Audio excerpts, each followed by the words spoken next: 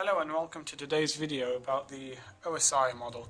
You guys must have probably heard about the OSI model, which is the Open Systems Interconnection model. So today we're going to be talking about the OSI model. So let's say you have two nodes, node A and node B, that want to connect through a network. So let's say they have a network in between them and they need to connect. What needs to be happened is we need to have some intermediate nodes throughout the process that will communicate with each other, send this data from A to B. So basically we'll kind of have a connection between them like this. So what these intermediate nodes need to have are protocols. We need protocols in order to guide this information to the correct destination, which in this case is B. So this is the simplified version of the OSI model. We first of all start with the user, who gets data to be transmitted down, which goes through the physical link and it comes back at the top as it gets received. So what happens is we have 7 layers. The top 4 are in orange because they are the layers that deal with the end user, and these 3 ones at the bottom are blue because they are the intermediate nodes that I talked about a second ago. So first of all, what happens is we have the application layer. The application layer is where users interact with applications to provide data. Then the data gets sent down to the presentation layer. Presentation layer is concerned with the format of data, encryption and exchange between the end systems. So this presentation layer makes sure that the data has the correct format and it encrypts it so it can't be hacked. Then the data gets sent down to the session layer, which allows users from different machines to create sessions between them. This is like a link so that data can be exchanged.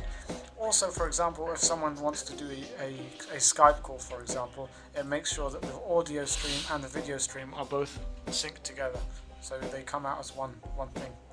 Then we have the transport layer, which is concerned with the end-to-end communication of messages and how much or how little of these messages are received, because the data is broken down into things called messages which get sent and get received. Then we have the network layer, one of the first intermediate nodes. The network layer is one of the first intermediate nodes because it's in charge of routing. It is in charge of the routing of the packets to the correct destinations, because the messages in the transport layer get broken down into packets, which are even smaller forms of information. This is why we need the IP addresses and the routers, because the IP address gives the layer the address for the destination where the information should be sent to. Then we have the data link layer, which is involved for the transmission of error-free data in the form of frames, which are slightly smaller than packets, and that is why we need MAC addresses at this point.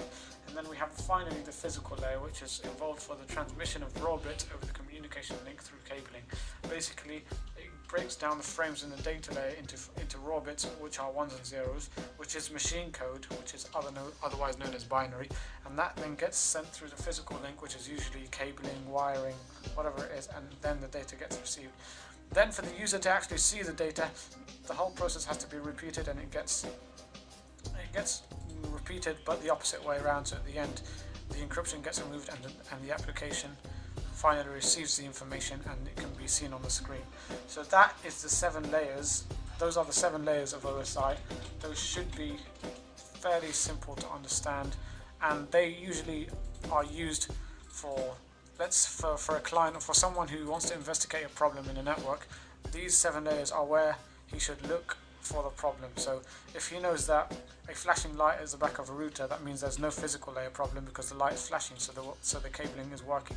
Then he can check through the other 6 layers and one by one find out which layer the problem is in, and then exactly pinpoint what the problem is. So thanks for watching. That should be the video, and I hope you found it very good and very educational. Thank you.